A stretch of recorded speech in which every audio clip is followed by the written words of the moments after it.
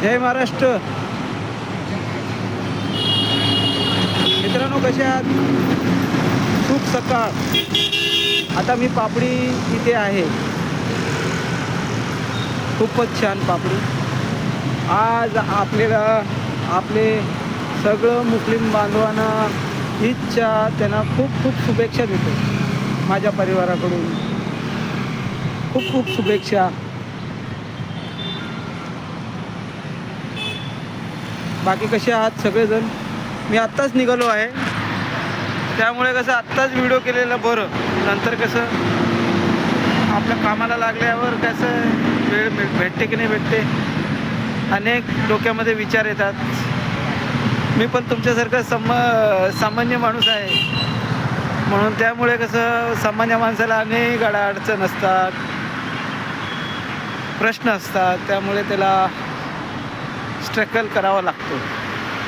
तर मित्रांनो, माझ्या जीवनाचे अनेक विचार आपल्या या यूट्यूब चॅनलवर मी मांडणार आहे. आता मी सकाळीचं निघालो आहे मित्रांनो.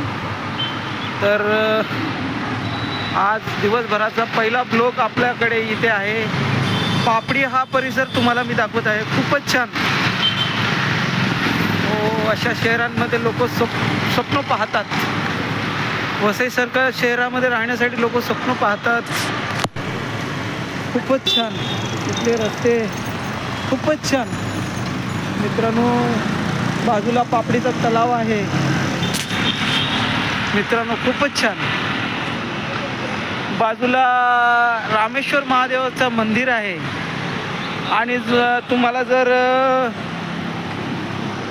भगवान कृष्णाचं जर दर्शन घ्यायचं असेल तर इथे तुम्ही करू शकता. आपला कृष्णांचं पण देऊळ आहे, इथे दर्शन घेऊ शकता. मारुतीचं दर्शन घेऊ शकता. तुमचे संकट मिटवणारा आमचा मारुती पापडीमध्ये विराजमान आहे. काय अडचण असली तर नक्की या. आपले तलावाच्या काट्यावर बसलेले आपले मारुती, खरंच आम्ही पण जातो. आम्ही पण येता जाता त्यांना नमस्कार करत असतो. आपले सगळ्यांचे संकट ते हरत आहे. तर मित्रांनो, खूपच छान. बाकी आशा करतो तुम्ही सगळे चांगले असणार. आणि पुन्हा एक वार आपले सगळं मुस्लिम बांधवांना, माझे मित्र असतील, खूपच मित्र पण खूप आहे. आता मी प्रत्येकाचं नाव घेऊ शकत नाही, पण खूपच मित्र आहे मला. खूपच मुस्लिमाचे परिवार आहे ते. मी त्यांना खूपच शुभेच्छा देतो. प्रत्येकाचं नाव मला घेता येत नाही, पण खूपच आपला या दुर्गेश भावाकडून तुम्हाला ईदची खूप खूप शुभेच्छा.